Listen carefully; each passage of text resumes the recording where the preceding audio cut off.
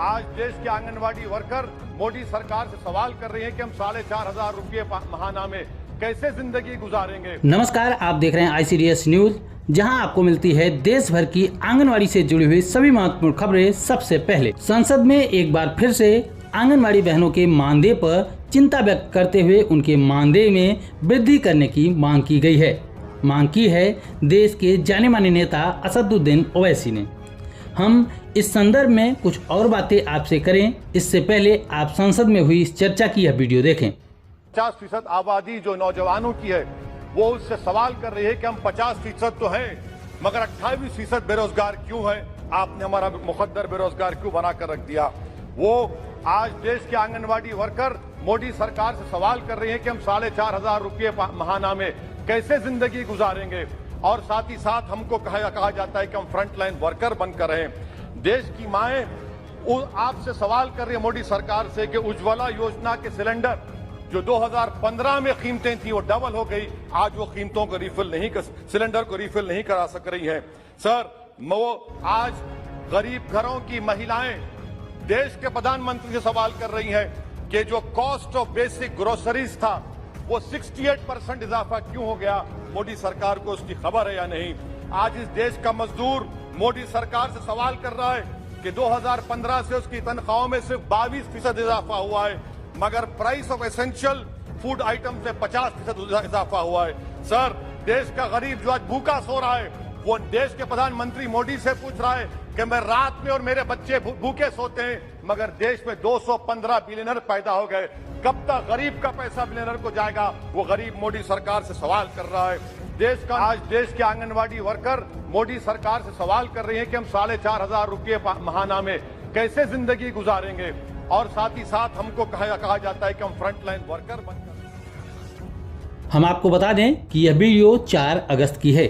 4 अगस्त के दिन महंगाई के मुद्दे को लेकर सदन में जोरदार चर्चा हुई।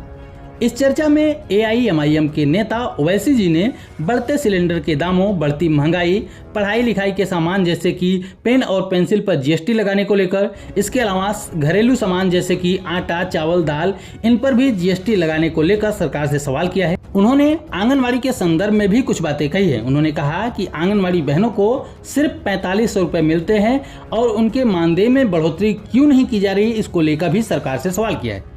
सरकार उन्हें फ्रंटलाइन वर्कर के रूप में काम कराती है, जोखिम भरे काम उनसे कराती है, उसके बदले में सरकार उन्हें क्या देती है? सरकार उनको कोई भी सुविधा नहीं देती है। 4500 रुपए में किसी का घर कैसे चल सकता है? सरकार को इस बात पर सोचना चाहिए। यह सवाल आंगनवाड़ी बहनों का है, यह सवाल गरीब महिलाओं का है। हालांकि इससे पहले भी सदन में कई बार आंगनवाड़ी बहनों के मानदेय वृद्धि को लेकर बहस हुई है, चर्चा हुई है, किंतु हमारा सवाल यह है कि यह चर्चा सिर्फ चर्चा ही क्यों रह जाती है? क्यों कोई भी सरकार इस पर ध्यान नहीं देती है? क्यों सरकार इस बात पर ध्यान नहीं देती है कि पूरे देश में आंगनवाड़ी बहनों को मानदेय समय से नहीं मिलता है? सरकार ये क्यों नहीं बताती है कि तमाम राज्यों में आंगनवाड़ी बहनों के मानदेय वृद्धि के ऐलान होने के बाद भी उनको बढ़ा हुआ मानदेय क्यों नहीं मिलता है?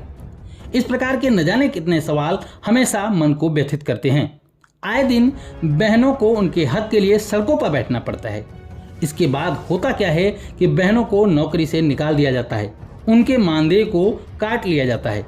सिर्फ आंगनवाड़ी बहनों के मानदेय को देने के लिए सरकार के पास बजट नहीं होता है। हाँ, शायद सबसे ज्यादा पैसा हमारी आंगनवाड़ी बहनों को ही तो देना पड़ता है, 5,000 रुपए।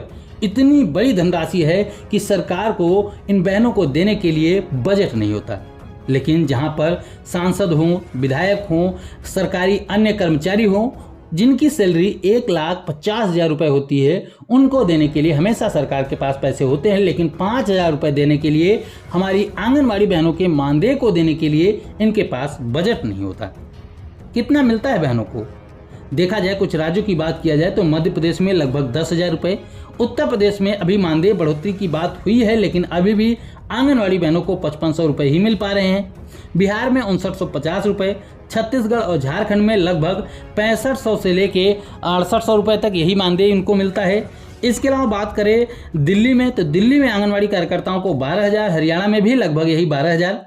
तो शायद 2-3 राज्यों को छोड़ दिया जाए तो कोई भी ऐसा राज्य नहीं होगा जहां पर आंगनवाड़ी कार्यकर्ताओं को 10,000 से अधिक मानदेय मिलता हो। जम्मू कश्मीर की हालत शायद सबसे ज़्यादा खराब है, यहाँ पर आंगनवाड़ी बहनों को महज 5100 रुपये दिए जाते हैं।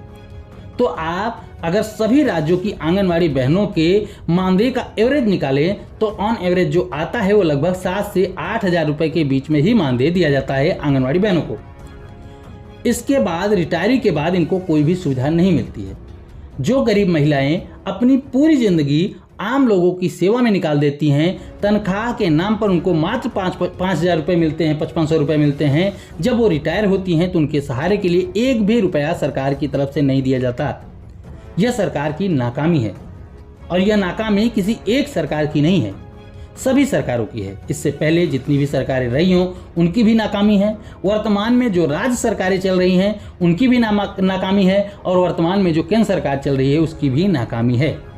अभी वर्तमान में बहनों को एक काम मिला है, हर घर तिरंगा कार्यक्रम, जिसमें कई जगहों पर तिरंगा के नाम पर बहनों से वसूली की खबरें भी आ रही।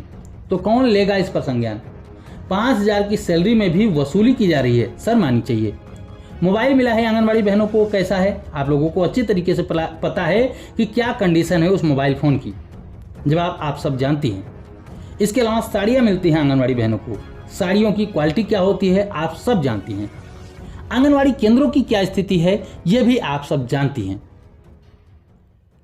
कागजों में, आदेशों में क्या लिखा होता है कि मॉडल आंगनवाड़ी केंद्र, प्री प्राइमरी केंद्र, और वास्तविकता में क्या है? टूटी फूटी बिल्डिंगें। कहीं कहीं पर तो बिल्डिंगें भी नहीं हैं, झोपड़ियों में आंगनवाड़ी केंद्र को चलाना पड़ रहा है। कहीं कहीं पर किराए के मकानों में आंगनवाड़ी केंद्र चल रहे हैं जहां पर उनको किराया नहीं दिया जा रहा है, और जहां पर बिल्डिंगें हैं उनकी स्थिति आए दिन हम आपको दिखाते रहते हैं कि टूटी फूटी बिल्डिंगें हैं जहां पर आंगनवाड़ी कार्यकर्ताएं जाने से घबराती हैं, बच्चे जाने से घबराते हैं। कागजों में आंगनवाड़ी कार्यकर्ताओं को प्री प्राइमरी शिक्षिका का दर्जा देने की बात चल रही है। वास्तविकता क्या है? अपना खर्च चलाने में आंगनवाड़ी की महिलाएं असमर्थ हैं। बावजूद इसके ये बहनें काम से पीछे नहीं हटती। अभी कल परसों के दिन हमने एक आर्टिकल पढ़ा था न्यूज़पेपर में, जहां पर लिखा गया था कि एक सप्ताह में 48 घंटे से अधिक काम करने पर 2 गुना भुगतान किया जाएगा। कहने का मतलब यह है कि अगर एक सप्ताह के अंदर पूरे 48 घंटे कोई भी कार्यकर्ता, कोई भी कार्यकर्ती, कोई भी कर्मचारी, चाहे वो सरकारी हो चाहे जो हो, चाहे प्राइवेट हो, अगर वो 48 घंटे से अधिक काम कर लेता है तो उसके बाद अगर वो काम करता है तो उसको उसका डबल भुगतान दिया जाएगा। तो क्या आंगनवाड़ी बहनों को ये हक नहीं है? आंगनवाड़ी बहनों को तो लगभग रोजाना 10 से 12 घंटे काम करने पड़ते हैं और रविवार के दिन भी उनको छुट्टी नहीं मिलती है। रविवार के दिन तो उनको स्पेशली कोई न कोई काम दिया ही जाता है। तो क्या आंगनवाड़ी बहनों को ये चीज़ें नहीं मिलनी चाहिए? ये तो सिर्फ बातें हैं, संसद में भी इन बातों का कोई मतलब नहीं निकलता। क्योंकि आपने हमारे चैनल के माध्यम से ही देखा होगा, दसों बार देखा होगा कि कई बार समय समय पर आंगनवाड़ी कार्यकर्ताओं के मानदेय वृद्धि की बातें संसद में की जाती रही हैं, लेकिन उसका नतीजा कुछ भी नहीं निकला है, आज तक कुछ हुआ नहीं है। तो यह वीडियो हम आपको इसलिए दिखाते हैं ताकि आपको पता चल सके कि कौन आपके हक में बातें कर रहा है और कौन आपके हक में बातें नहीं कर रहा है। आपको क्या लगता है कि क्या संसद में हुई इस चर्चा का कोई असर हमारी आंगनवाड़ी बहनों के मानदेय पर पड़ेगा? कमेंट में अपनी राय जरूर दीजिएगा। और हमारे द्वारा दी गई जानकारी आपको अगर जरा सा भी पसंद आई हो तो वीडियो को प्लीज़ लाइक करिएगा, ज़्यादा से ज़्यादा आंगनवाड़ी बहनों में शेयर कीजिएगा और आगे भी आंगनवाड़ी से जुड़ी हुई ऐसी ही महत्वपूर्ण खबरों को पाने के लिए, ऐसी ही महत्वपूर्ण जानकारियों को पाने के लिए चैनल को जरूर सब्सक्राइब कर लें। इस वीडियो में इतना ही, फिर मिलेंगे अपनी नई वीडियो में कुछ महत्वपूर्ण खबरों के साथ। तब तक के लिए नमस्कार, जय हिंद।